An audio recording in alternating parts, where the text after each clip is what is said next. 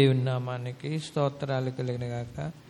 2వ దినవృత్తాంతాల గ్రంథము దయతో 34వ అధ్యాయము 22వ వచనము నుండి 28వ వచనం వరకు మనం చదువుకునేన్నాం. 2వ దినవృత్తాంతాల గ్రంథము దయతో 34వ వచనము నుండి 22వ వచనము నుండి 28వ వచనం వరకు చదువుకున్నాం. 34వ అధ్యాయము 22 నుండి 28వ వచనం వరకు కూడా మనం చదువుకున్నాం. దేవునికి స్తోత్రాలు కలిగిన గాక. దేవుని నామానికి స్తోత్రాలు కలిగిన గాక. గడిచినటువంటి ఆదివారం నాడు యోషియా 8 సంవత్సరాల వయసులో దేవుడు రాజుగా నియమించాడు అనేటటువంటి పాటను మనం ధ్యానించాము. అందులో 3 విషయాలు, ఎందుకు దేవుడు అంత చిన్న వయసులో ఆయన్ని రాజుగా ఎన్నిక చేశాడు, ఎందుకు హెచ్చించాడు అనేటటువంటి 3 విషయాలు మనం ధ్యానించాం. మొదటిది ఏంటంటే ఆయన నీతిని అనుసరించి నడుచుకునేటువంటి వాడు. రెండోది ఏంటంటే అపరాధమును చేయక పవిత్రంగా జీవించినటువంటి వాడు. మూడోది ఏంటంటే ఆయన మంచి ప్రవర్తన కలిగినటువంటి వాడు అని 3 విషయాలు మనం తెలుసుకున్నాం. ఈరోజు కూడా మరికొన్ని విషయాలు యోషియా గురించి మనం తెలుసుకుందాం. అంత చిన్న వయసులో దేవుడు అంత ఉన్నతమైనటువంటి ఆ స్థితికి దేవుడు యోషియాను హెచ్చించాడు. 8 సంవత్సరాల వయసులో రాజుగా చేసి ఆయన్ను ఎన్ని సంవత్సరాలంటే 31 సంవత్సరము యూదా ప్రజలకి రాజుగా ఆయన్ను నిలబెట్టుకున్నాడు దేవుడు.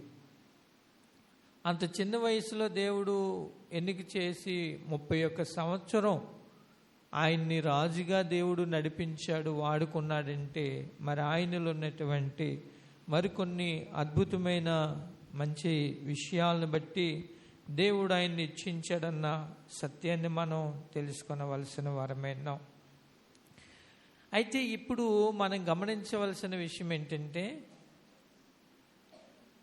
ఈ యోషియా యూదా జనులందరినీ కూడా పరిపాలించేటటువంటి సందర్భంలో యోషియా ఏం చేస్తాడంటే, యోషియా కంటే ముందు పరిపాలించినటువంటి కొంతమంది రాజులు ఏం చేస్తారంటే దేవుని మందిరాన్ని అపవిత్రపరిచి దేవుడి మందిరాన్ని పాడు చేస్తారు. అది అపవిత్రపరిచి అంతకు ముందున్నటువంటి రాజులు ఏం చేస్తారంటే దేవుడి మందిరాన్ని పాడు చేస్తారు. ఈ యోషియా యూదాకు రాజుగా అయిన తర్వాత ఆయన ఏం చేశాడంటే ఒక్కసారి 34వ అధ్యాయములో 8వ వచనాన్ని చదువుతారా? అతని ఏలుబడి యందు 18వ సంవత్సరమున దేశమును మందిరమును పవిత్రపరచుట అయిన తరువాత, చాలండి చదవండి కిందకి. అతడు అజల్య కుమారుడైన షాపానును పట్టణాధిపతి అయిన మయాషయాను రాజ్యపు దస్తావేజుల మీదనున్న యెహోయాహాజు కుమారుడగు యెహోయాహాజును తన దేవుడైన యెహోవా మందిరమును బాగు చేయుటకే పంపాను.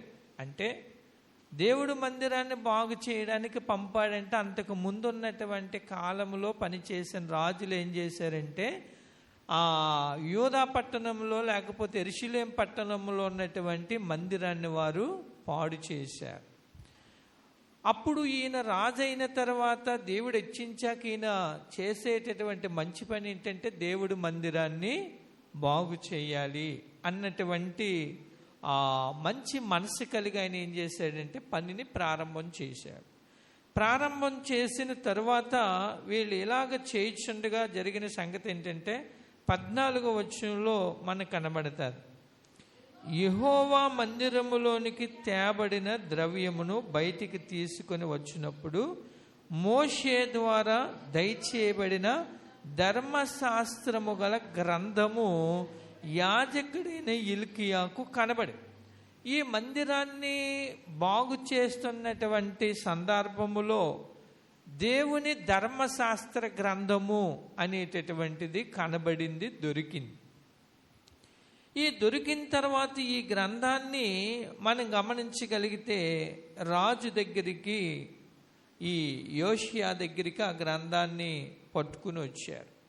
పట్టుకుని వచ్చిన తర్వాత యోషియా ఏం చేస్తాడంటే, ఇలా కాదు, ఇక్కడ మరి ప్రవక్త ఎవరున్నారో వారి దగ్గరికి ఈ గ్రంథాన్ని మీరు పట్టుకెళ్ళి అసలు ఇందులో ఉన్న విషయాలు ఏంటో ఒకసారి మీరు తెలుసుకోండి అనేటటువంటి సంగతి ఈ యోషియా ఈ యాజకుడైనటువంటి హిల్కీయాకు తెలియజేస్తాడు. ఒకసారి అదే అధ్యాయంలో 34 అధ్యాయంలో 21 వచనంలో చదివితే అర్థమవుతుంది. మీరు వెళ్ళి దొరికిన ఈ గ్రంథములోని మాటల విషయమై నాకు దొరికెను, ఇశ్రాయేలు యూదావారిలో శేషించి ఉన్న వారి కొరకును యెహోవా యొద్ద విచారించి, మన పితరులు ఈ గ్రంథమునందు రాయబడి ఉన్న సమస్తమును అనుసరింపకపోయి యెహోవా ఆజ్ఞలను గైకొనకయు నుండిరి గనుక యెహోవా కోపము మన మీదకి అత్యధికముగా వచ్చిన్నది అనేటటువంటి. తర్వాత 22వ వచనంలో చదివితే అర్థమవుతుంది. అప్పుడు హిల్కీయాయును రాజు నియమించిన వారును సంగతిని గూర్చి విచారణ చేతికే హర్షష్కు పుట్టిన తిక్వా కుమారుడును వస్త్రశాలకు పై విచారణకర్తయునగు షల్లూము యొక్క భార్య అయిన హుల్దా అను ప్రవక్త యొద్దకు పోయిరి. ఇక్కడ మనం గమనించగలిగితే ఈ ధర్మశాస్త్ర గ్రంథాన్ని అనగా దేవుని వాక్యం అనేటటువంటి గ్రంథాన్ని ఈ దొరికిన తర్వాత ఈ గ్రంథాన్ని హిల్కీయా రాజు దగ్గరికి పంపిస్తే యోషియా దగ్గరికి ఆ గ్రంథాన్ని మరలా ఆయన ఏం చేశాడంటే, అలా కాదు, ఇక్కడ ఎవరైతే ప్రవక్త ఉన్నారో వారి యొద్దకు వెళ్ళి అసలు ఈ గ్రంథంలో ఉన్న విషయాలు ఏంటో ఒకసారి తెలుసుకోండి అనేటటువంటి విషయాన్ని చెబితే అప్పుడు హిల్కీయా ఏం చేస్తాడంటే హుల్దా అనేటటువంటి ఒక ప్రవక్త దగ్గరికి వస్తారు. అందుకని మనం చదివినటువంటి 22వ వచనంలో అక్కడ షల్లూము యొక్క భార్య అయిన హుల్దా అను ప్రవక్త యొద్దకు పోయిరి అనేటటువంటి మాట కిందన కనబడుతుంది. ఆ విషయం మీకు అంటే ప్రవక్త దగ్గరికి అసలు ఈ గ్రంథంలో ఏముంది, ఏంటి విషయం ఏంటని పట్టుకుని వెళ్ళమన్నప్పుడు వీళ్ళు ఈ గ్రంథాన్ని, పరిశుద్ధ గ్రంథాన్ని, ధర్మశాస్త్ర గ్రంథాన్ని పట్టుకుని హుల్దా అనేటటువంటి ఈ ప్రవక్త దగ్గరికి, ఆమె దగ్గరికి తీసుకుని రాబడింది. అయితే ఆ దేవుని వాక్యము విషయములో అక్కడ ఇశ్రాయేలీలు, యూదులు అనేటటువంటి వారు ఇద్దరు ఉన్నారు కదా. వీళ్ళిద్దరూ కూడా చేసినటువంటి పనులు ఏంటి అంటే, ఈయన మీరు గమనించాలి, యోషియా రాజు అయిన తరువాత ఈ యూదులను పరిపాలించేటప్పుడు ఆయన అంతకుముందు పాలించినటువంటి వారు ఆ యెరూషలేములో ఉన్న దేవాలయాన్ని వాళ్ళు పాడు చేశారు. ఆ యూదా దేశాన్ని వారు ఏం చేశారంటే అపవిత్రపరిచారు. ఇప్పుడు ఈయన చేసేటటువంటి పని ఏంటంటే దేశాన్ని పవిత్రపరుస్తూ ఉన్నాడు, దేవుడు మందిరాన్ని అతడు బాగు చేస్తూ ఉన్నాడు. ఇలా జరిగిన సందర్భంలో దేవుని ధర్మశాస్త్ర గ్రంథం అనేటటువంటిది దొరికింది. హిల్కీయా అనేటటువంటి యాజకునికి దొరికింది. ఈయన పట్టుకుని రాజు దగ్గరికి పంపించాడు. రాజు దగ్గరికి పంపించిన తర్వాత ఈ యోషియా ఏం చేస్తాడంటే అసలు ఈ విషయం ఏంటో తెలుసుకోండి అని, మీరు విచారించండి అని చెప్తే హుల్దా అనేటటువంటి ప్రవక్త దగ్గరికి వీళ్ళు తీసుకుని వస్తారు. వచ్చిన తర్వాత ఈయన రాజుగా ఉన్నప్పుడు జరిగిన సంగతి ఏంటంటే ఇశ్రాయేలీలు లేక యూదులు వీళ్ళిద్దరూ చేసినటువంటి పని ఏంటట, వీళ్ళు చేసిన పని గురించి ఈయన ఎలా చేస్తుండగా అక్కడ వచ్చినటువంటి సంగతి ఏంటంటే దేవుడికి కోపం వచ్చింది. ఎవరికి కోపం వచ్చింది? దేవునికి యూదుల మీద కోపం వచ్చింది, ఇశ్రాయేలు ప్రజల మీద కోపం వచ్చింది. ఎందుకు కోపం వచ్చింది అనే విషయాన్ని మనం గమనించగలిగితే 21వ వచనాన్ని 34-21 వచనంలో నేను చదువుతాను చూడండి. మన పితరులు ఈ గ్రంథమునందు రాయబడి ఉన్న సమస్తమును అనుసరింపకయు యెహోవా ఆజ్ఞలను గైకొనకయు నుండిరి గనుక యెహోవా కోపము మన మీదకి అత్యధికముగా వచ్చింది.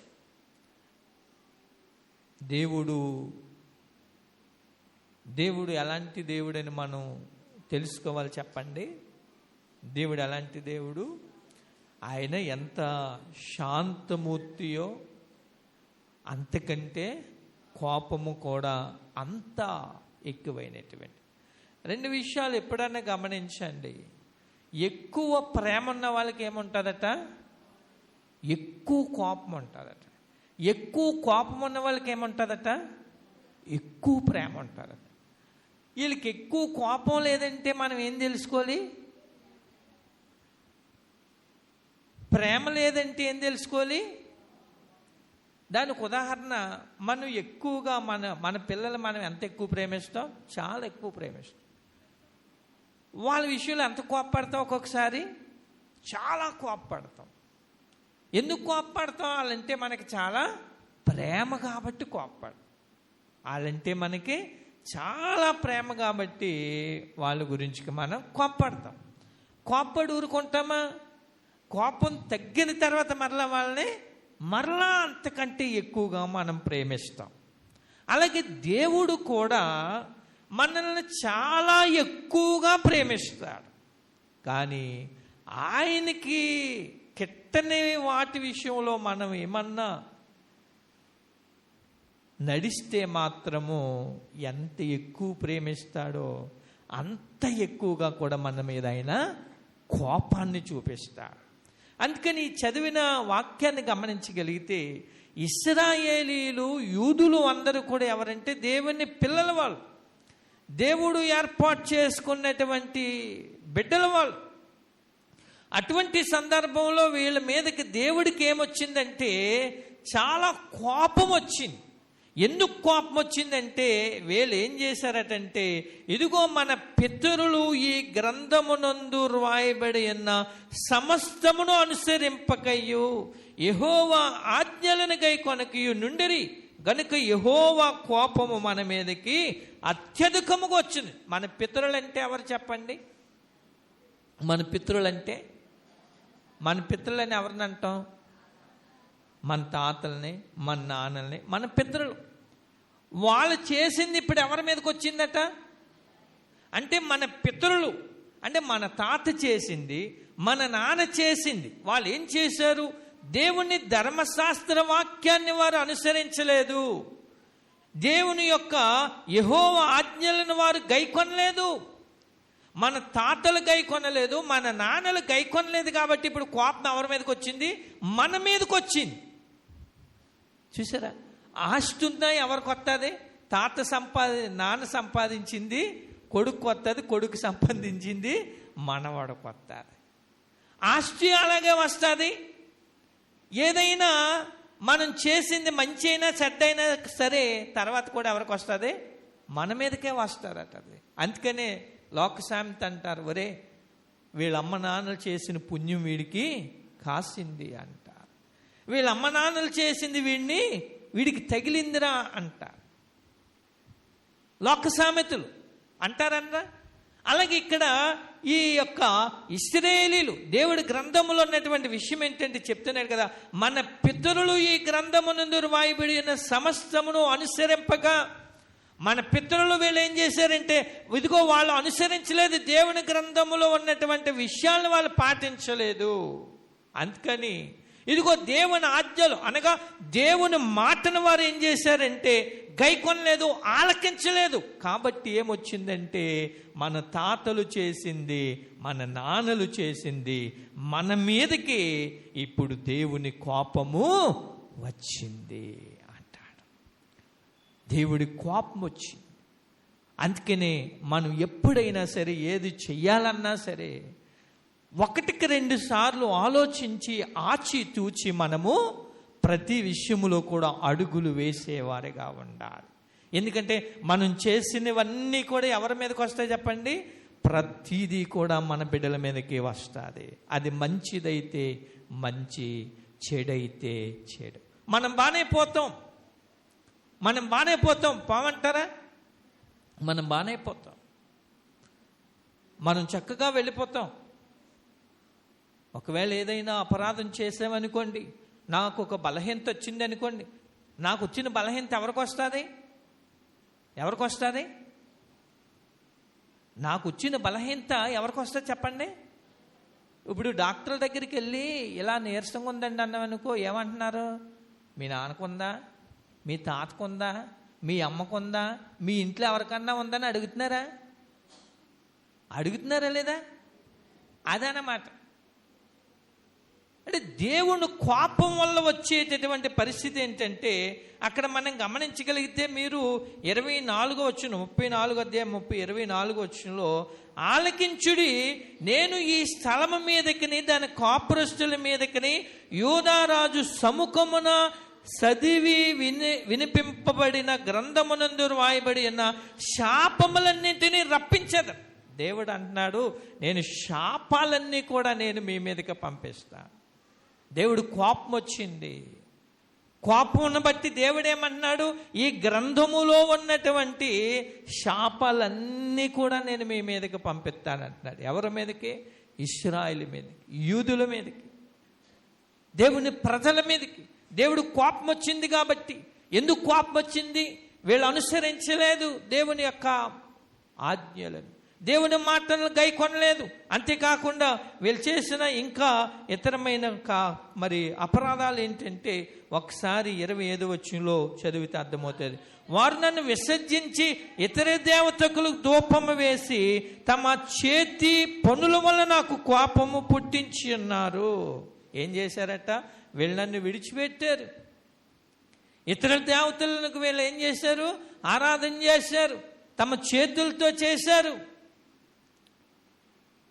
చూసారు, నన్ను విడిచిపెట్టారు. ఎందుకు? దేవునికి కోపం వచ్చింది. ఎందుకు దేవుడికి కోపం రావడాన్ని బట్టి శాపాన్ని పంపించాడు అనే విషయాన్ని మనం గమనించగలిగితే, వాళ్ళు దేవుని యొక్క ఇదిగో ఆ గ్రంథములో ఉన్న విషయాలను వారు ఏం చేయలేదటంటే అనుసరించలేదట. దేవుని ఆజ్ఞలను వారు ఆలకింపలేదట. అంతేకాకుండా వీళ్ళు దేవుణ్ణి విడిచిపెట్టారట. అంతేకాకుండా ఇదిగో తమ చేతులతో వాళ్ళు చేసేటటువంటి చెడు పనులన్నిటిని బట్టి వారి మీదకి శాపము వచ్చిందట. అందుకని ఆ కింద అంటాడు కదా, ఇదిగో గనుక ఆయన అంటాడు, తమ చేతులు పనుల వలన నాకు కోపం పుట్టించున్న. తమ చేతి పనుల వలన, మనం చేసే చేతి పనుల వలన ఎవరు కోపం వచ్చిందంట? దేవుడు కోపం వచ్చింది. దేవుడు కోపం రావడాన్ని బట్టి ఏమొచ్చింది? ఒకటి, వాళ్ళు ఏం చేయలేదట, ఆయన గ్రంథములు ఉన్న విషయాల్ని అనుసరించలేదట. రెండోది ఏంటంటే, వాళ్ళు ఆయన ఆజ్ఞలను ఆలకింపలేదట. మూడోది ఏంటంటే, వాళ్ళు నన్ను విడిచిపెట్టారంటే దేవుణ్ణి విడిచిపెట్టారట. నాలుగోది ఏంటంటే, తమ చేతి పనుల వలన నాకు వాళ్ళు కోపాన్ని పుట్టించారు. ఎవరికి కోపం వస్తుంది? మన చేతులతో దేవుడికి ఇష్టం లేని పనులు చేస్తే ఎవరి కోపం వస్తుంది? దేవునికి కోపం వస్తుంది. దేవుడి మాట ఆలకించకపోతే ఎవరికి కోపం వస్తుంది? దేవుడికి కోపం వస్తుంది. దేవుని ఆజ్ఞలను అనుసరించకపోతే ఎవరికి కోపం వస్తుంది? దేవునికి కోపం వస్తుంది. కోపం తర్వాత దేవుడు పంపించేది ఏంటంటే శాపాన్ని పంపిస్తాడు. ఇప్పుడు శాపం అంటే దానికి మీకు అర్థం ఏంటంటే, ఇప్పుడు చెప్పాను కదా, మనకి ఎవరికన్నా నీరసం వచ్చిందనుకో, మీ తాతకుందా, మీ నాన్నకుందా, మీ అమ్మకుందా, మీ ఇంట్లో ఎవరికన్నా ఉందంటారు చూసారా? అప్పుడు మనం ఆలోచించుకుంటాం, అవునండి మా తాతకు ఉందండి, అవునండి మా నాన్నకు ఉందండి, అవునండి మా మేనత్తకు ఉందండి, అవునండి మా అన్నయ్యకు ఉందండి అంటాం చూసారు. శాపం అంటే మన తర్వాత మన పిల్లలకి వచ్చేటటువంటిది, మా వాళ్ళ పిల్లల తర్వాత వాళ్ళ పిల్లలకి వచ్చేటటువంటి దాన్నే శాపం అంటారు. శాపం అంటే నాలో నుండి నా పిల్లలకు, నా పిల్లల్లో నుండి ఆడపిల్లలకు, ఆడపిల్లల్లో నుండి ఆడపిల్లలకు వెళ్ళేదే శాపం. ఆశీర్వాదం అంటే కూడా ఏంటో తెలుసా? అబ్రహాములో నుండి ఇస్సాకులోనికి, ఇస్సాకులో నుండి యాకోబులోనికి, యాకోబులో నుండి యోసేపులోనికి, యోసేపులో నుండి ఇశ్రాయిల్లోనికి ఈరోజు మనందరికి వచ్చేటటువంటిది ఆశీర్వాదం. అంటే అది, శాపం అంటే అది. శాపానికి కారణం ఎవరంటే, ఈ రోజున ఇదిగో మన పితరులు గ్రంథములో ఉన్న విషయాన్ని వారు అనుసరించలేదు. వారు దేవుని ఆజ్ఞలను ఆలకించలేదు. వారు ఏం చేశారంటే దేవుణ్ణి విడిచిపెట్టారు. ఇదిగో వాళ్ళు ఏం చేశారు అనే విషయాన్ని గమనించగలిగితే, తమ చేతి పనులను బట్టి వారు నాకు కోపం పుట్టించారు. ఈ రోజున అందుకనే వాళ్ళ మీదకి దేవుడికి భయంకరమైన కోపం వచ్చింది. కోపం తర్వాత వచ్చింది ఏంటంటే, దేవుడు నేను శాపాన్ని పంపిస్తాను. ఎవరి మీదకి?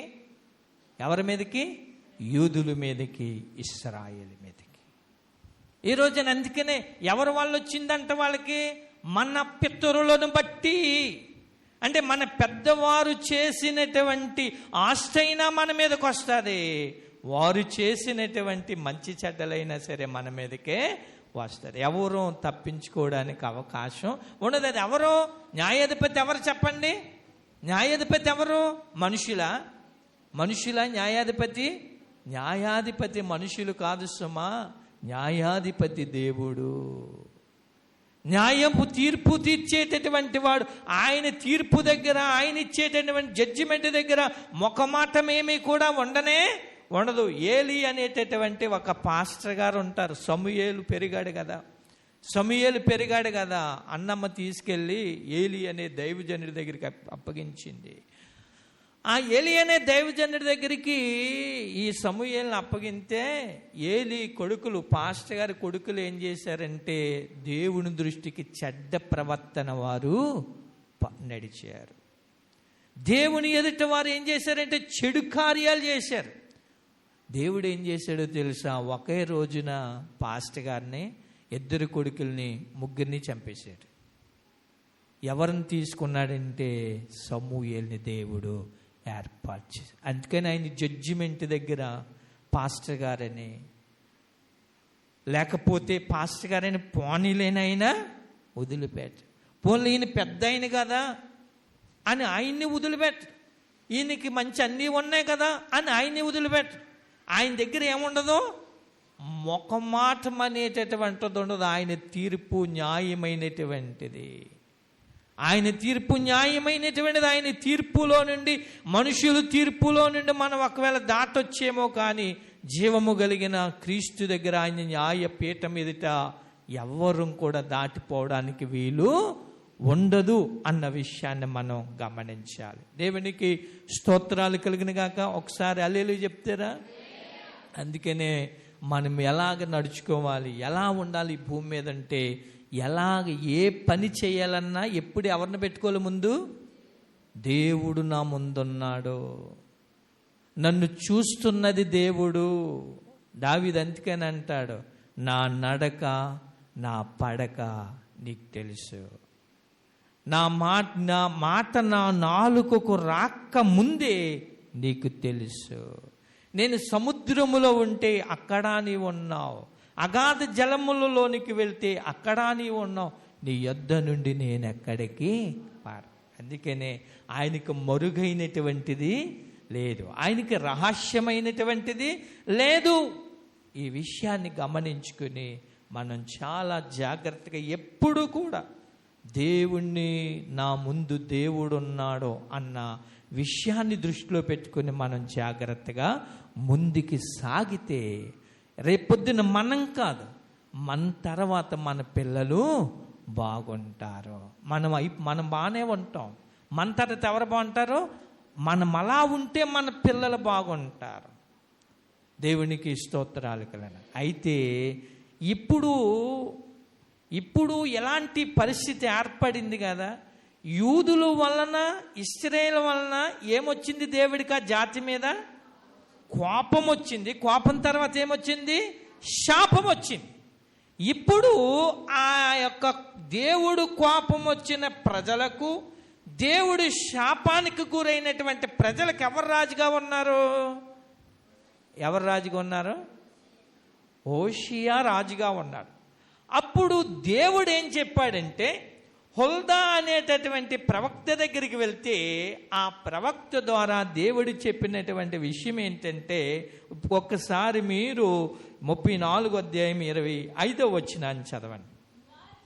వారు నన్ను విసర్జించి ఇతరుల దేవతలకు ధూపం వేసి తమ చేతి పనుల వలన నాకు కోపం పుట్టించున్నారు గనక నా కోపము ఈ స్థలం మీద మితి లేకుండా కుమ్మరింపబడును.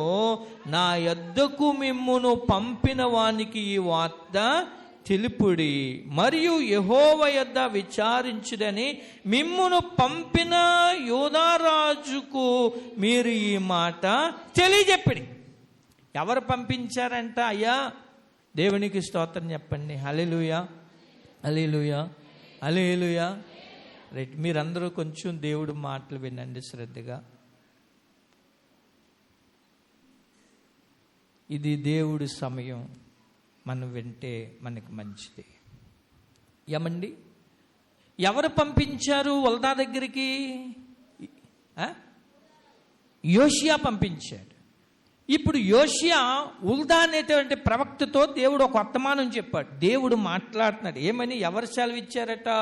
యెహోవా సెలవిచ్చినది ఏమనగా అనేటటువంటి వారు. అందుకని 23 ఆమె వారు తిట్లను, ఇశ్రాయేలు దేవుడైన యెహోవా సెలవిచ్చినది ఏమనగా.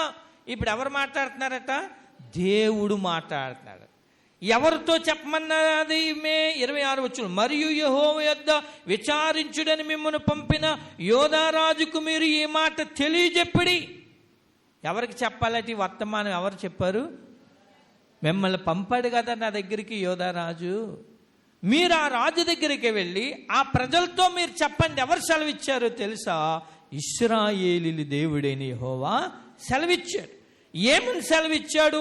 ఇప్పుడు కోపము, దేవుడు కోపముతో ఉన్నటువంటి, దేవుని కోపముతో నిండిపోయినటువంటి యోధాజనులకు రాజుగా ఉన్నాడు. దేవుడి శాపం వచ్చినటువంటి యోధారాజ్యానికి ఇతడు రాజుగా ఉన్నాడు. అయితే ఈ రాజు చేసేటటువంటి పని ఏంటంటే, పంపించాడు, వర్తమానం చెప్పమన్నారు. చెప్పమంటే అప్పుడు ఈ రాజు ఏం చేశాడు అనే విషయాన్ని గమనించగలిగితే, దేవుడు కోపం వచ్చి ఆ ప్రజలందరూ కూడా పతనమయ్యే పరిస్థితిలోనికి గురైపోయారు. దేవుని శాపానికి గురైపోయారు. అప్పుడు ఆ జనుల పక్షముగా ఈ యొక్క రాజు చేసినటువంటి పని ఏంటి అంటే 26 ఇదిగో మీరు చెప్పండి, దేవుడు చెప్పాడు ఈ మాట అని చెప్తే, అప్పుడు దేవుడు అంటున్నాడు చూడండి, నీవు ఎవని మాటలు విని ఉన్నావో ఇశ్రాయేలీయుల దేవుడైన యెహోవా సెలవిచ్చినదేమనగా.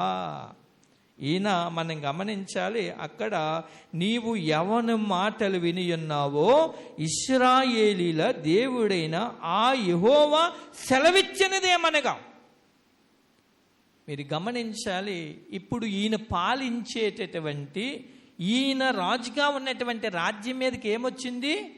కోపం. దేవుడు కోపం వచ్చింది, శాపం వచ్చింది. ఎవరి వల్ల? రాజు వల్ల కాదు. ఇప్పుడు రాజు పరిపాలిస్తున్నాడు కాబట్టి ఈ రాజు ఏం చేస్తున్నాడంటే, దేవుడు చెప్తా ఉన్నాడు ఎవరితోనూ? యోషియాతో చెప్తున్నాడు. ఈయన ఏం చేశాడట? నీవు ఎవని మాటలు విని ఉన్నావో. ఈ రాజు 8 సంవత్సరాల వయసులో రాజుగా దేవుడు ఎన్నిక చేశాడు కదా. ఈయన ఎవరు మాట్లాడినాడట? అదనమాట. ఈయన ఎవరు మాట్లాడినాడంటే దేవుని మాటలు ఆలకించినవాడు. దీనికి చెప్తాను మీకు, ఎందుకంటే ఇప్పుడు దేవుడు కోపం వచ్చింది, దేశం మీదకి శాపం వచ్చింది. అయితే దేశాన్ని పరిపాలించేటటువంటి రాజు, ప్రజలను నడిపించేటటువంటి రాజు ఎవరు మాట్లాడుతున్నాడట? దేవుని మాటలను ఆలకించేటటువంటి వాడు. 4వది ఏంటంటే, దేవుడు చిన్న వయసులో రాజుగా ఎందుకు ఈ యోషియాను దేవుడు రాజుగా ఎన్నుకున్నాడంటే, ఇతడు దేవుని మాటలు ఆలకించువాడు. ఎవరి మాటలు ఆలకించేవాడు? దేవుడు మాటలు. సాధారణంగా మనం గమనించాలి, ఒక ఒక మనిషి దీవించబడాలి, ఒక మనిషి హెచ్చించబడాలి అంటే ఎవరి మాటలు ఆలకించాలి చెప్పండి? దేవుని మాటలు ఎవరైతే ఆలకిస్తారో వాళ్ళు ఏమవుతారంటే వాళ్ళని దేవుడు ఆశీర్వదింతాడు. ఈ రాజులో ఉన్నటువంటిది నాలుగోది ఏంటంటే ఇతడు దేవుని మాటలు ఆలకించేటటువంటి వాడు. ఈ మాట ఎవరు చెప్తున్నాడంటే స్వయంగా దేవుడే చెప్తున్నాడు, యోషియా నీవు దేవుడి మాటలు ఆలకించేవాడవు. అందుకనే దేవుడు ఏం చేశాడంటే చిన్న వయసులో తనను ఉన్నతమైన స్థితిలోనికి దేవుడు నిలబెట్టాడు. ఎవరైతే దేవుడు మాటలు వింటారో, వయసు భేదము లేదు సుమా దేవుడి దగ్గర, వయసు భేదము లేదు. ఎవరైతే దేవుడు మాట ఆలకిస్తారో వారిని దేవుడు ఏం చేస్తాడంటే ఖచ్చితంగా దేవుడు ఉన్నతమైన స్థితిలో నిలబెడతాడు. అందుకని ద్వితీయోపదేశ కాండము 28వ అధ్యాయము 1-2 వచనాలు చదువుతారా మీరు? ఒకవేళ అందరూ కూడా వాక్యాన్ని చదవండి. ద్వితీయోపదేశ కాండము 28వ అధ్యాయము 1-2 వచనాలు. నీవు నీ దేవుడైన యెహోవా మాటలను శ్రద్ధగా విని నేడు నేను నీకు ఆజ్ఞాపించు ఆయన ఆజ్ఞలన్నింటినీ అనుసరించి నడుచుకొని ఎడల నీ దేవుడైన యెహోవా భూమి మీద నున్న సమస్త జనముల కంటే నిన్ను హెచ్చించును. నీవు నీ దేవుడైన యెహోవా మాట విని ఎడల ఈ దీవెనలన్నీ నీకు ప్రాప్తించు. చాలండి, చాలు. ఏమండి, అక్కడ 2 విషయాలు. దేవుడు మాట ఎలా వినాలట? శ్రద్ధగా వినాలి. శ్రద్ధగా దేవుడు మాట ఇంటే అక్కడ 2 విషయాలు చెప్పాడు ఆయన, 2 ఆశీర్వాదాలు. ఏంటట? ఒకటి, సమస్త జనముల కంటే ఆయన నిన్ను బహుగా హెచ్చిస్తాడు. రెండోది, ఈ దీవెనలన్నీ నీకు ప్రాప్తించు. ఇప్పుడు యోషియా అంత చిన్న వయసులో రాజ్యంలో అంతమంది గొప్పవారు ఉండగా వాళ్ళందరినీ పక్కన పెట్టి ఈ చిన్న వయసులో ఉన్నటువంటి వ్యక్తిని దేవుడు ఎందుకు రాజుగా చేశాడు అంటే అతడు ఎవరి మాట ఆలకించాడట? దేవుడు మాట ఆలకించిన వాడు దేవుడు ఏం చేస్తాడట? సమస్త జనముల కంటే ఆయన నిన్ను బహుగా హెచ్చేస్తాడని. లోక మాటలు కాదు మనం ఆలకించవలసింది, మనుషుల మాటలు కాదు మనం ఆలకించవలసింది. ఈయన ఎవరి మాట ఆలకించాడో తెలుసా? ఎవరి మాటగా? డైరెక్ట్గా దేవుడు మాట ఆలకించాడు. ఆదామావులు ఎవరి మాట ఆలకించారు? సతాను మాట ఆలకించారు. దేవుడు మాటలు వినేవాళ్ళే పక్కన వచ్చి ఇది నిజం అనగానే ఏం చేశారు? ఆ మాట ఆలకించారు. వెంటనే దేవుడి సన్నిధిలోండి వారు నెట్టివేయబడ్డారు. ఎప్పుడన్నా సరే మనం ఎవరి మాట వినాలంటే దేవుడు మాట వినాలి. కొన్నిసార్లు ఆత్మీయంగా మనం ఎదిగేటప్పుడు, కొన్నిసార్లు ఆత్మీయంగా వర్ధిల్లేటప్పుడు, ఎప్పుడు కూడా మీరు ఎప్పుడన్నా ఒక విషయాన్ని గమనించండి. మనుషులు ఏ మాటలు నమ్ముతారు? ఇతరులు చెప్పిన మాటలు బేగా నమ్ముతారు. దేవుడి మాట కంటే ఇతరులు చెప్పిన మాటలు బేగా నమ్ముతారు. అలా నమ్మి ఏం చేస్తారు? ఒక ఉదాహరణ చెప్తాను. భార్య భర్తలు 2 ఉంటారు కదా.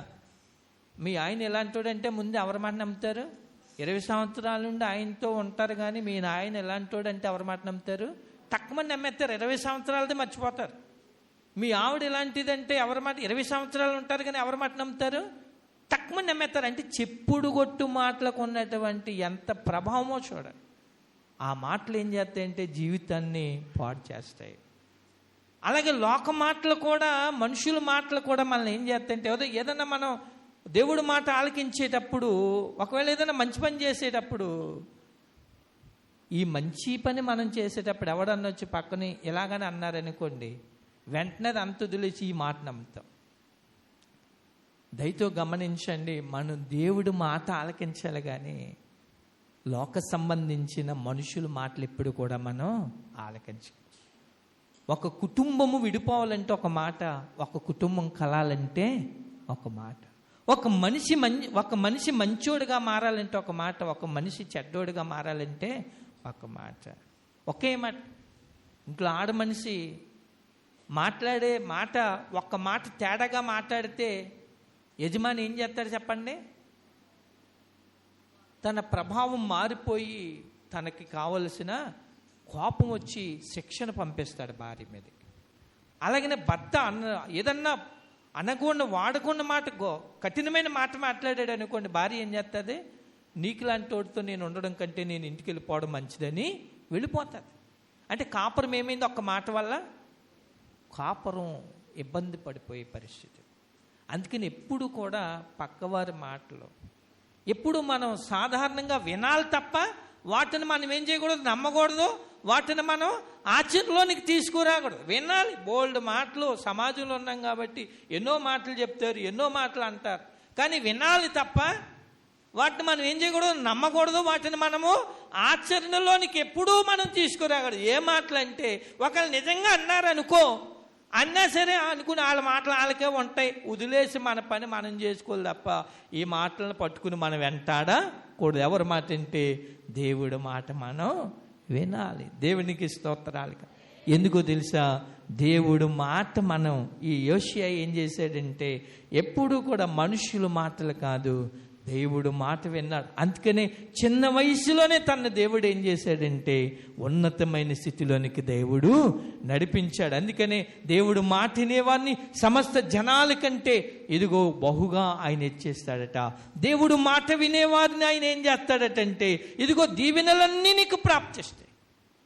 కనుక ఎప్పుడైనా సరే దేవుని పిల్లలుగా మనం తెలుసుకొనవలసిన విషయం ఒకే ఒకటి, దేవుడు మాట ఎవరు ఆలకిస్తారో వారిని వయసుతో భేదము లేదు, ఉన్నతమైన స్థితిలో నిలబెడతాడు. దేవుడు మాట ఎవరు ఆలకిస్తారో వయసుతో భేదము లేదు, వారిపైన దేవుడు తన దీవెన కొమ్మరిస్తాడు. దేవుడు వాక్యంలో 115వ కీర్తనలో 13, 14, 15 వచనంలో ఉంటుంది ఒక మాట, పిన్నలనేమి పెద్దలనేమి తన యందు భయభక్తులు గల వారిని యెహోవా ఆశీర్వదించును.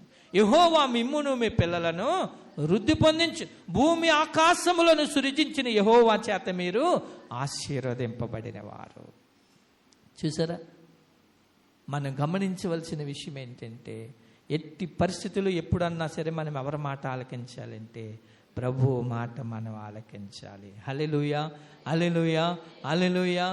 ఈ రాజు అలా చేశాడు కాబట్టి దేవుడు చిన్న వయసులో ఉన్నతమైన స్థితిలోనికి దేవుడు హెచ్చించాడు. తన మీదకి దేవుడు కావలసిన దీవెనను దేవుడు మెండుగా పంపించాడు. దేవునికి స్తోత్రాలు కలిగిన. ఇక రెండో విషయాన్ని మనం గమనించగలిగితే ఇతడు 4వది ఏంటంటే ఎలాంటి వాడంటే దేవుడు మాట విని అనుసరించినటువంటి వాడు. ఇక 5వ విషయాన్ని మనం గమనించగలిగితే దేవుడు చెప్పిన మాటే దయతో 27వ వచనం 34వ అధ్యాయము 2వ దినవృత్తాంతం, నీవు మనస్సు మెత్తనిదై ఈ స్థలం మీదను దాని కాపురస్తుల మీదను దేవుడు పలికిన మాటలు నీవు వినినప్పుడు నా సన్నిధిని నీవు తగ్గించుకుని నీ వస్త్రములు చింపుకుని నా సన్నిధిని కన్నీరు విడిచితివి గనుక నీ మనవు నేను ఆలకించితి. ఇతను ఎలాంటి వాడంటే ఈ మాటలు ఎవరు చెప్తున్నారో తెలుసా? యోషియా గురించి స్వయంగా దేవుడు చెప్తున్నాడు. యెహోవా సెలవిచ్చినది ఏమని. ఇతను ఎలాంటి మనసు కలిగిన వాడట? మెత్తని మనసు కలిగినటువంటి వాడు. ఇప్పుడు మీకు యూదుల మీద కోపం వచ్చింది కదా, యూదుల మీదకి శాపం వచ్చింది కదా, దాన్ని నేను మీకు చెప్తాను. ఇప్పుడు ఇతను ఎలాంటి వాడటంటే 4వది ఏంటంటే ఇదిగో దేవుని మాట ఆలకించి అనుసరించేవాడు. 5వది ఏంటంటే ఇతడు మెత్తని మనసు కలిగినటువంటి వాడు అనేటటువంటి మాట. ఒకసారి ఈ మెత్తని మాట గురించి యెహెజ్కేలు గ్రంథములో 36వ అధ్యాయం 26వ వచనంలో ఒక మాట అంటారు, మీలో ఉన్న రాతి గుండెను తీసివేసి మీకు మాంసపు గుండెను నేను ఇస్తాను. ఈ రాతి గుండెకు వల్ల వచ్చేటటువంటి నష్టం ఏంటి అని మనం గమనించగలిగితే మనం చదివాం కదా మార్కు సువార్త దయతో మనము 4వ అధ్యాయములో, మార్కు సువార్త 4వ అధ్యాయములో 4వ అధ్యాయము ఒకసారి మీరు 4వ అధ్యాయము 15వ వచనం నుండి చదవండి.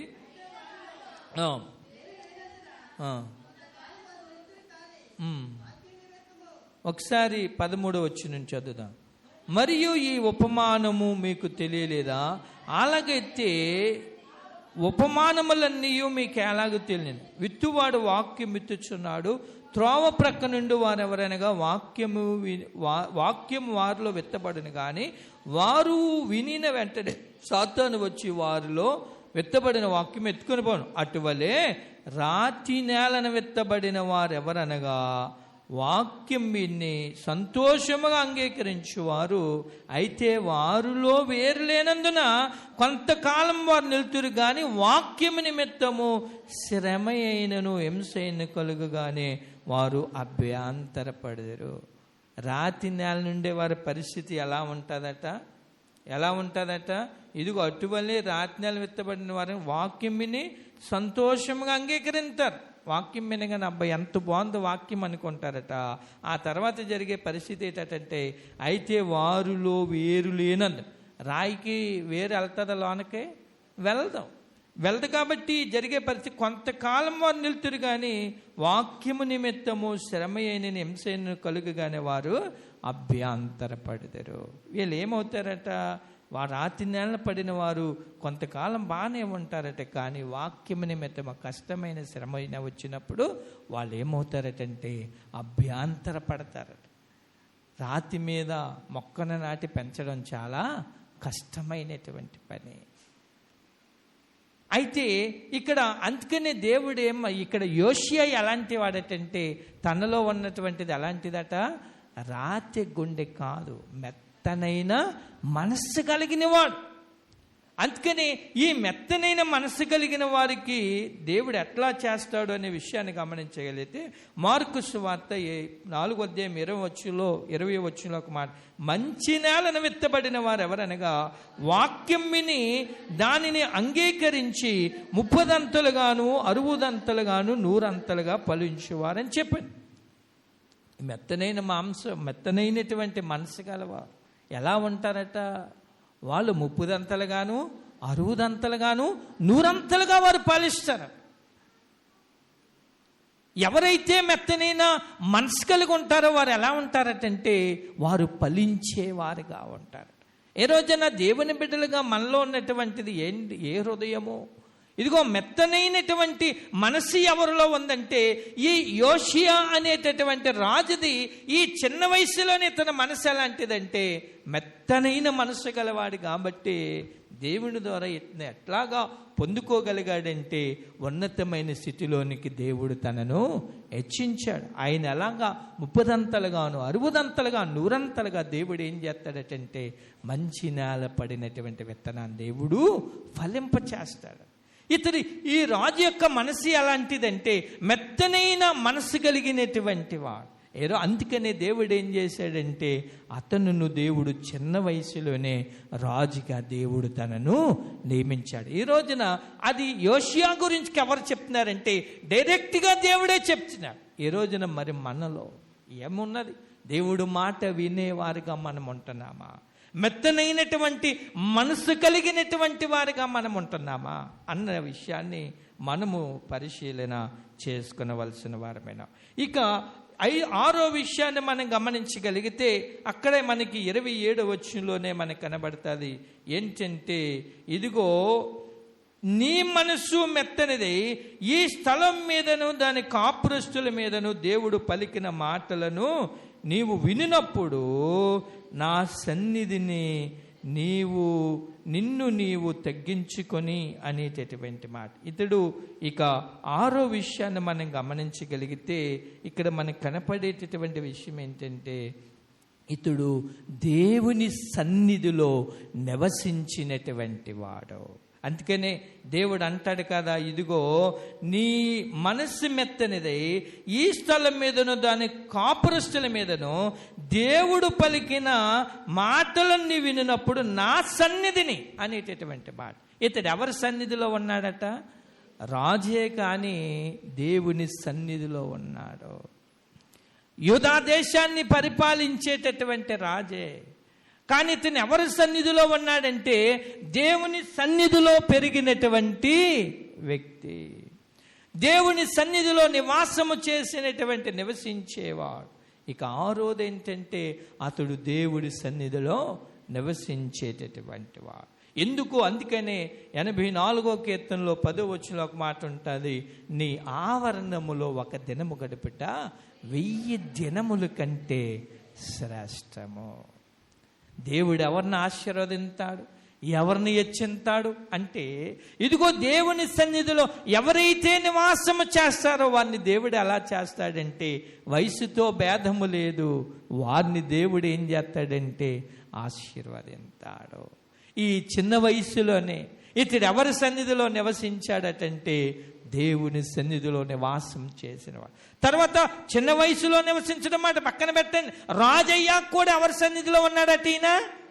అది కొంతమంది మన పరిస్థితులు గమనించగలిగితే, పరిస్థితులు పెరిగిన తర్వాత మనం ఏమవుతామంటే మనం దేవుని సన్నిధికి దూరం అవుతా ఉంటాం, దేవుడి మందిరానికి దూరం అవుతా ఉంటాం. కానీ ఈ రాజు గురించి ఆలోచించగలిగితే, రాజు అయినా సరే ఇతడు దేవుడి సన్నిధానాన్ని ఇతడు విడిచిపెట్టకుండా దేవుడి సన్నిధానములో నివాసము చేసినటువంటి వ్యక్తిగా మనకితడు కనబడతా ఉన్నాడు. దేవునికి స్తోత్రాలు కలిగిన గాక. హల్లెలూయా, హల్లెలూయా. దేవుని సన్నిధిలో మనం ఏం చేయగలగాలంటే నివసించేవారుగా ఉండాలి. అందుకనే సమూయేలు గురించి మనకు తెలుసు. సమూయేలు ఎక్కడ నివాసం చేశాడు? దేవుడి సన్నిధిలో నివాసం చేశాడు. నివాసం చేసినటువంటి సమూయేలుని బాలుడుగా వాళ్ళ అమ్మగారు చిన్నప్పుడే తీసుకెళ్ళి ఒక దైవజనుడికి అప్పగించింది. అప్పగించిన తర్వాత దేవుడి సన్నిధిలో అతడు అలాగే దేవుడి పరిచర్య చేస్తూ అలాగే దేవునిలో ఎదుగుతూ ఉన్నప్పుడు దేవుడు తనని ఎలాగ ఆశీర్వదించాడంటే 3 విధాలుగా సమూయేలును దేవుడు ఆశీర్వదించాడు. ఒకటి ఏంటంటే ఇశ్రాయేలీయులకు అతడు రాజుగా పరిపాలించాడు. ఇశ్రాయేలుకు రాజుగా దేవుడు హెచ్చించాడు. తర్వాత రెండోది ఏంటంటే ఇశ్రాయేలు జనాంగానికి న్యాయాధిపతిగా దేవుడు సమూయేలుని హెచ్చించాడు. మూడోది ఏంటంటే ప్రవక్తగా దేవుడు సమూయేలుని దేవుడు ఆశీర్వది. ఎందుకని? అతడు చిన్ననాటి నుండి కూడా ఎవరి సన్నిధిలో నివాసం చేశాడు?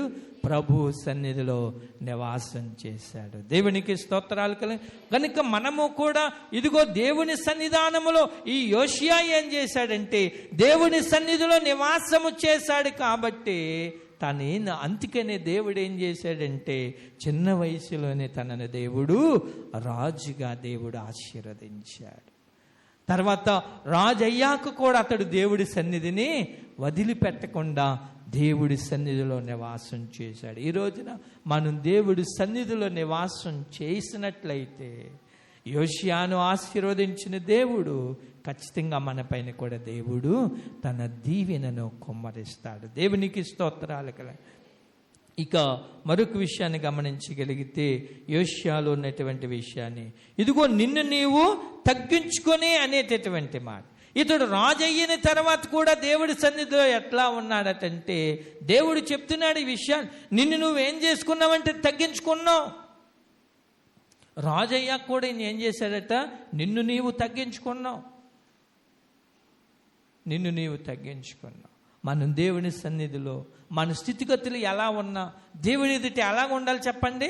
దేవుని ఎదుట మన స్థితిగతులు ఎలా ఉన్నా సరే తగ్గించుకుని మనం జీవించాలి. ఒకవేళ చదువులో కానీ, ఉద్యోగములో కానీ, డబ్బులో కానీ, జ్ఞానములో కానీ, ఒకవేళ ఏదన్నా పేరు ప్రఖ్యాతుల్లో కానీ మనం కలిగి ఉన్నా సరే దేవుడి సముఖంలో ఎలా ఉండాలి? మనం దేవుని పాదాల దగ్గర తెగి. ఈ మాట ఎవరు చెప్తున్నారంటే యోషియా గురించి స్వయంగా దేవుడు చెప్తున్నాడు, నిన్ను నీవు తగ్గించుకున్నావు. రాజు అయినా సరే నువ్వు ఎలాగున్నావు తెలుసా? నిన్ను నువ్వు తగ్గించుకున్నావు, నిన్ను నువ్వు తగ్గించుకున్నావు. అందుకనే దేవుడు ఏం చేశాడు? తన్ను తాను తగ్గించుకున్న వారు ఏమవుతారట? రాజు తగ్గించుకున్నాడు కాబట్టి దేవుడు ఏం చేశాడు? చిన్న వయసులోనే దేవుడు హెచ్చించాడు. దేవునికి స్తోత్రాలు. మన పరిస్థితులు ఎలా ఉన్నా సరే, ఎక్కడైనా సరే మనం తగ్గించుకుని మనం జీవించగలిగితే దేవుడు మనల్ని ఏం చేస్తాడు చెప్పండి? ఉన్నతమైనటువంటి స్థితిలోనికి దేవుడు తీసుకెళ్తాడు. ఈ చిన్న వయసులో ఈయన్ని ఎందుకు అంత ఉన్నతమైన స్థితికి దేవుడు తీసుకెళ్ళాడంటే తనను తాను తగ్గించుకున్నాడు కాబట్టి దేవుడే యోషియాను దేవుడు హెచ్చించాడు. దేవునికి స్తోత్రాలు. ఒకవేళ దేవుని బిడ్డలుగా మనల్ని మనం కూడా తగ్గించుకోగలిగితే దేవుడు ఏం చేస్తాడంటే మనల్ని కూడా ఆయన హెచ్చించేటటువంటి దేవుడైనాడు. మరొక విషయాన్ని మనం గమనించగలిగితే అక్కడ నీ వస్త్రములను చింపుకొని నా సన్నిధిని కన్నీరు విడిచితివి గనుక నీ మనవిని నేను ఆలకించి తిని అనేటటువంటి. ఈయన ఏం చేశాడట? వస్త్రాలను చింపుకొన్నాడట. ఎందుకు వస్త్రాలు ఎందుకు చింపుకున్నాడు చెప్పండి?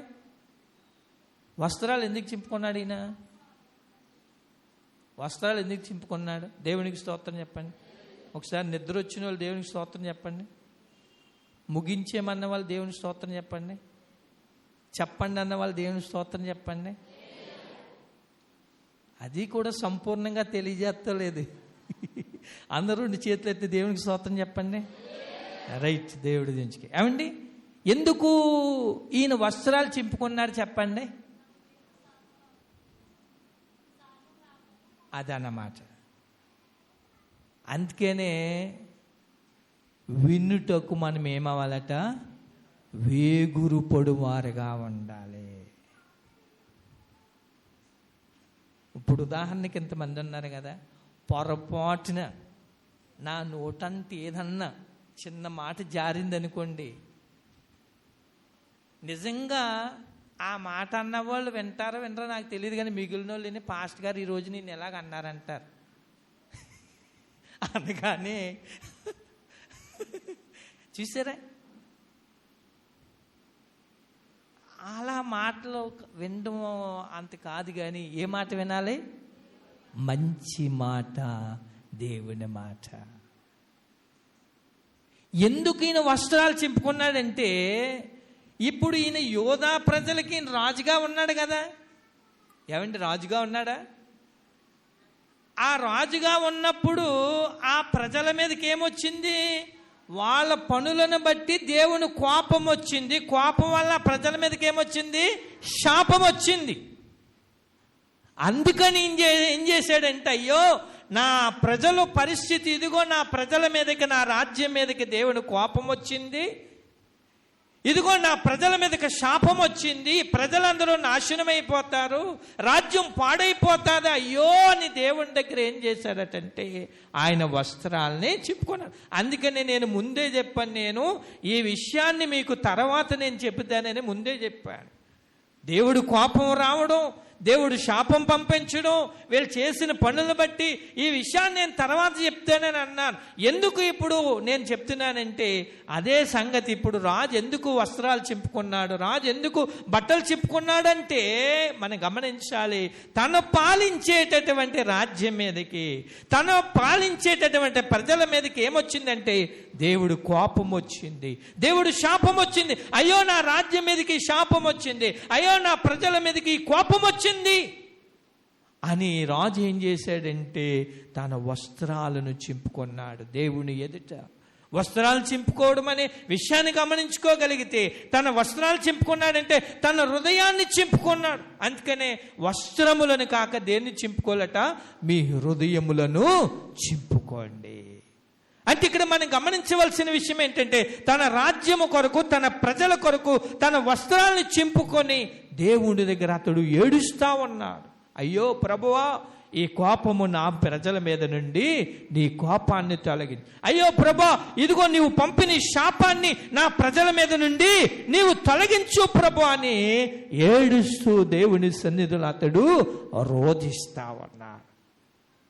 ఈ రోజున దయతో గమనించండి, దేవుని కోపం మన మీద నుండి పోవాలి, దేవుని శాపం మన మీద నుండి పోవాలంటే మనం ఏం చేయాలంటే మన హృదయాన్ని చింపుకొని దేవుని దగ్గర మనము రోదన చెయ్యాలి. ఒకవేళ పితరుల వలన వచ్చేటటువంటి దేవుని కోపం మన మీదకి వస్తే, పితరుల వలన వచ్చేటటువంటి శాపం మన మీదకి వచ్చి ఉంటే, దాన్ని పోగొట్టుకోవడానికి మనం ఏం చేయాలంటే దేవుని దగ్గర మనము ఇదిగో మన హృదయాలు చింపుకొని దేవుని ఎదుట మనం రోదన చేయాలి. అందుకనే ఈ స్టువస్టపురం సుధాకర్ గారు అనేటటువంటి ఆయన ఒక పాట రాశాడు. ఏంటంటే పాదాలు నే కడగనా అనేటటువంటి పాటలో ఒక చరణం రాశాడు ఆయన. ఏంటంటే శాపాల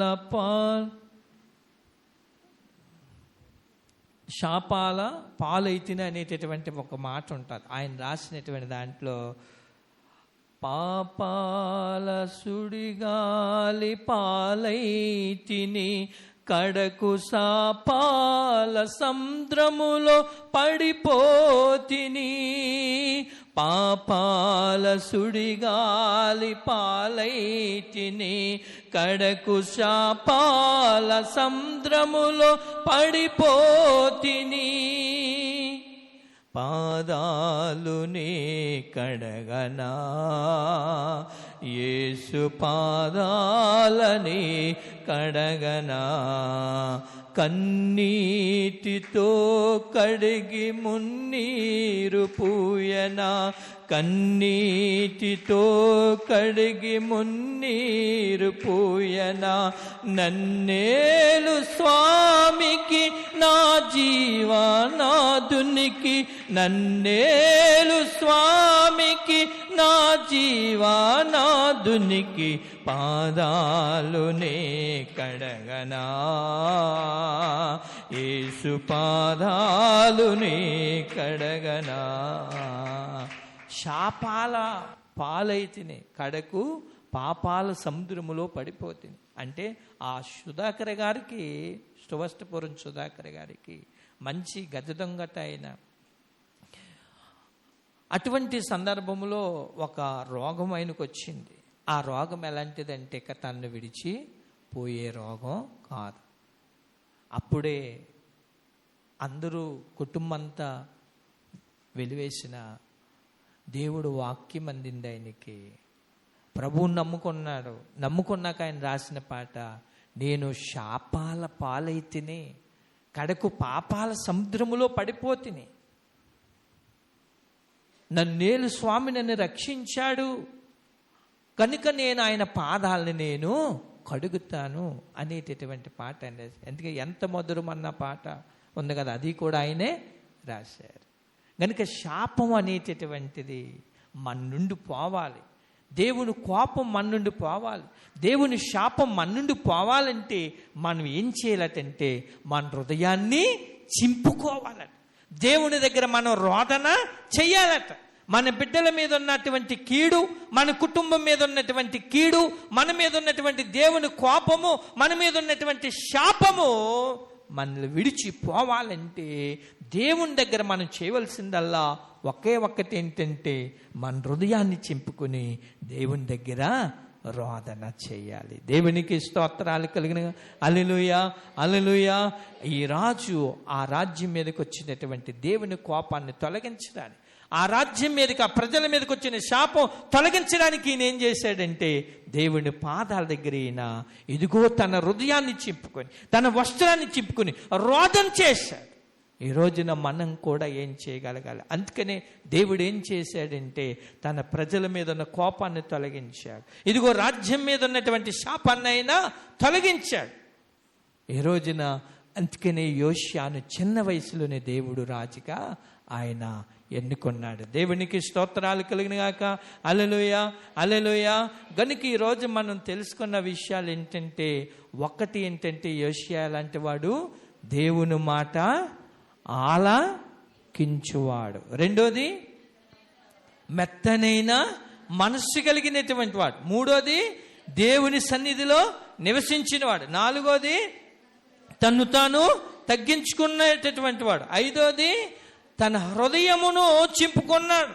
అందుకనే దేవుడు చిన్న వయసులో అతన్ని రాజుగా ఆశీర్వదించాడు. ఇంకొక మాట చెప్పి నేను ముగిస్తాను. ఏంటంటే కన్నీరు విడిచితివి గనక నీ మనవి నేను ఆలకించిన. తను ఎలాంటి వాడంటే రాజే గాని కన్నీటి ప్రార్థన చేశాడు. ఏం పోవాలని?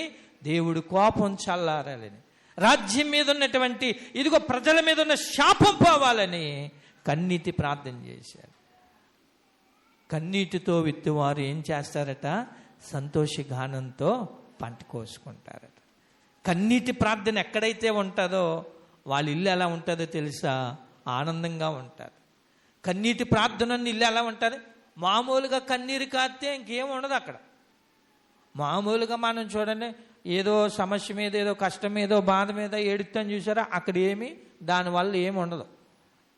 ప్రార్థనలో కన్నీరు కారిస్తే ఒక అరగంట, ఒక 10 నిమిషాలు, 15 నిమిషాలు లేకపోతే నీకు అవకాశం ఉంటే ఒక అరగంట లేకపోతే గంట నువ్వు కన్నీరు కార్చవనుకో, నీ బిడ్డల కొరకు, నీ భర్త కొరకు, లేకపోతే నీ కుటుంబం కొరకు, లేకపోతే నీ ఇరుగు పొరుగు వారి కొరకు నీవు కన్నీరు కార్చవనుకో, మన ఇంట్లో ఏమంటారటంటే సంతోషాన్ని దేవుడిస్తాడు. అందుకనే 30వ కీర్తనలో భక్తుడైన దావీదు ఒక మంచి మాట అంటాడు చూడండి. 30వ కీర్తనల గ్రంథములో 30వ కీర్తన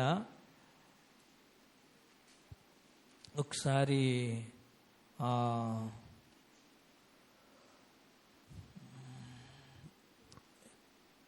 దయతో 11-12 వచనాలు చదవండి. నా ప్రాణమా మౌనముగా నుండక నిన్ను కీర్తించినట్లు నా అంగలార్పు నీవు నాట్యంగా మార్చును. ఏటట అంగలార్పు ఎలా మారిందంట? అదన్నమాట. కన్నీరు ఎలా మారింది? ఎందులోనూ దేవుని సన్నిధిలో ప్రభు పాదాల దగ్గర ఆయన కన్నీరు కార్చాడు కాబట్టి తన అంగలార్పు, తన కన్నీరు ఏమైపోయిందటంటే ఆనందంగా మారిపోయింది. కిందనే 12వ వచనంలో నీవు నా గోనె పట్ట విడిపించి సంతోష వస్త్రము నన్ను ధరింపచేసితివి. ఏం విడిపించాడట? గోనె పట్ట. కన్నీరు తొలగింది, ఏమొచ్చిందట? సంతోష. అంగలార్పు ఏమైందట? నాట్యంగా మారిందట. ప్రభు సన్నిధిలో, దేవుడి సన్నిధిలో, ప్రార్థనలో మనం కన్నీరు విడవాలట. ప్రభువా నా బిడ్డలు, ప్రభువా నా భర్త, ప్రభువా నా భార్య, ప్రభువా నా బిడ్డలు, లేకపోతే నా ఇరుగు పొరుగు వారు, నా అన్నదమ్ములు, నా తోబుట్టువులు అని మనం ఏం చేయాలంటే వారి కొరకు మనం కన్నీరు ఎప్పుడైతే విడిచామో మన ఇంట్లో ఏముంటుందటంటే అరగంటగా లేక 10 నిమిషాలు నువ్వు కన్నీరు కాస్తే ఆ రోజంతా నీ ఇంట్లో ఆనందం ఉంటుంది. ఆ రోజంతా నీ హృదయంలో సంతోషం ఉంటుంది. ఆ రోజంతా నీ జీవితంలో ఆనందం ఉంటుంది. కానీ మామూలు విషయాల కొరకు మనం కన్నీరు కార్చితే మనకున్న ఆరోగ్యం క్షీణించుతుంది తప్ప మనకేమీ కూడా ప్రయోజనం ఉంటుందా? చెంత ఏం చేస్తుంది? చెవికి ఏం చేస్తుందట? చెవికి ఏం చేస్తుందట? కట్టెను చితిలోనికి నడిపిస్తే చెంత చెవికి ఏం చేస్తుందట? కట్టెలోనికి మనిషిని నడిపిస్తుంది అంటారు. మనం చింతించడం వల్ల మన కట్టె ఏమైపోద్ది? రోజు రోజుకి క్షీణించిపోతుంది. చివరికి అక్కడికి తీసుకెళ్తుందట, కట్టెలోనికి తీసుకెళ్తుందట. గనుక ఇట్లాంటి లోక సంబంధించిన విషయాల్లో మనం చింతపడితే మనకి ఏమి వచ్చేది లేదు. కానీ ప్రభు సన్నిధిలో ఒక 5 నిమిషాలు, 10 నిమిషాలు, ఒక అరగంట నీకు సమయం ఉంటే కన్నీరు కార్చగలిగితే ఆ రోజు నీ ఇల్లుని దేవుడు ఆనందంతో నింపుతాడు, నీ బిడ్డలను దేవుడు ఆనందంతో నింపుతాడు, నీ కుటుంబాన్ని దేవుడు ఆనందంతో నింపుతాడు.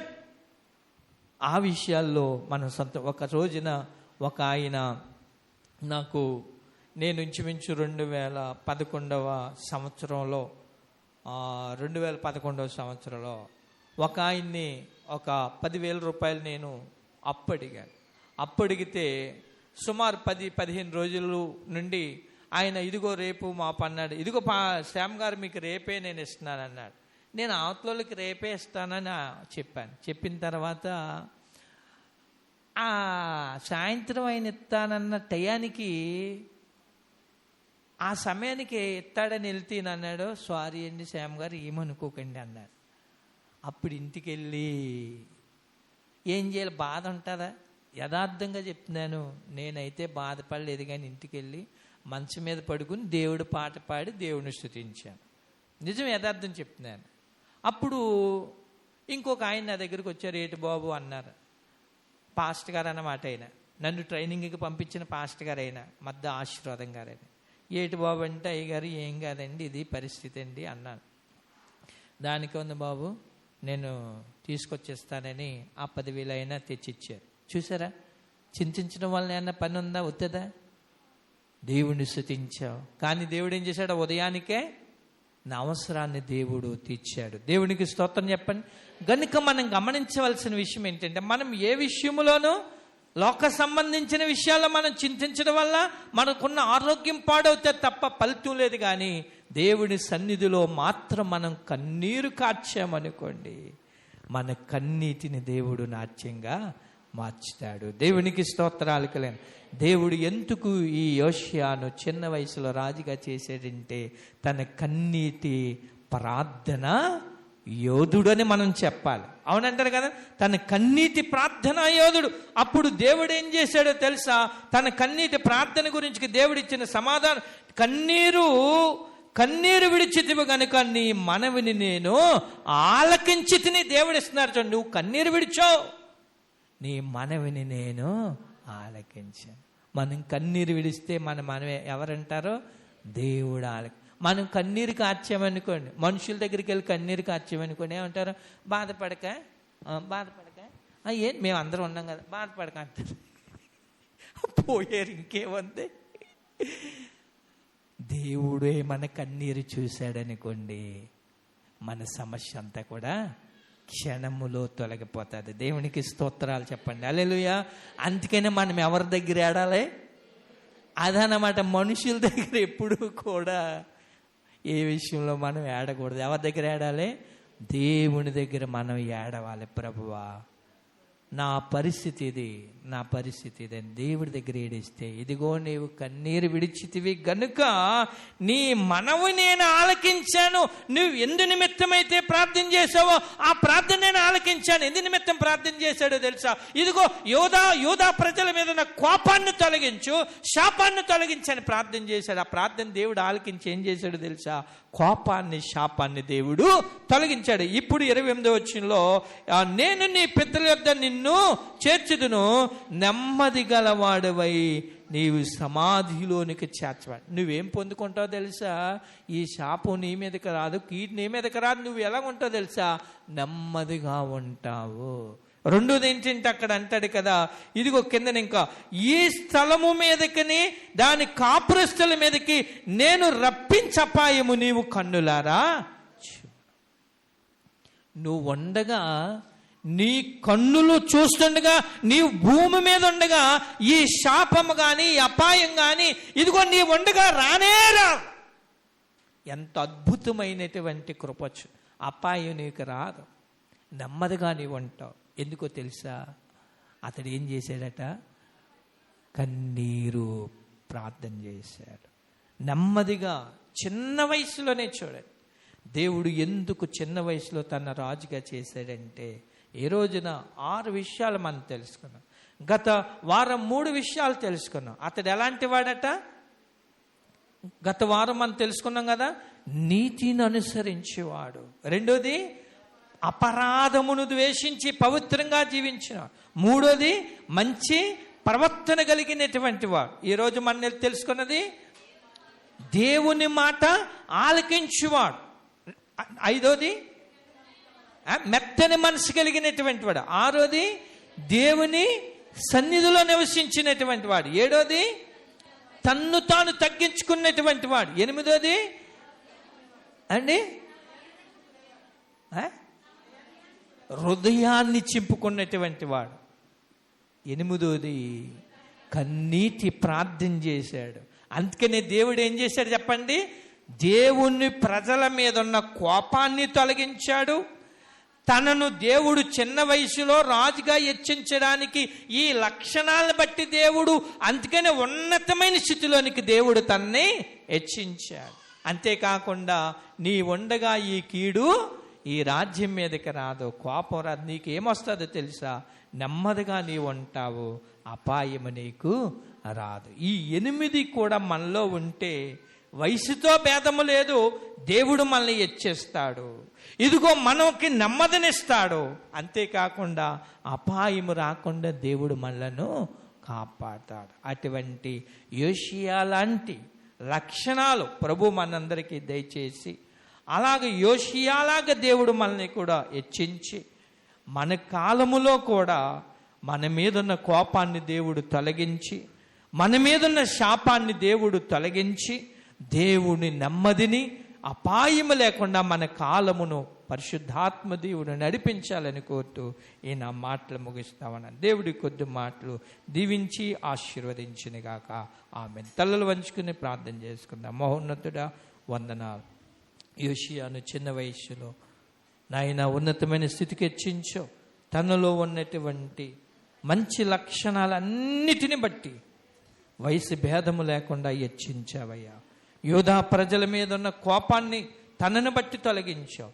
యోధా ప్రజల మీద ఉన్నటువంటి శాపాన్ని తనను బట్టి తొలగించావు.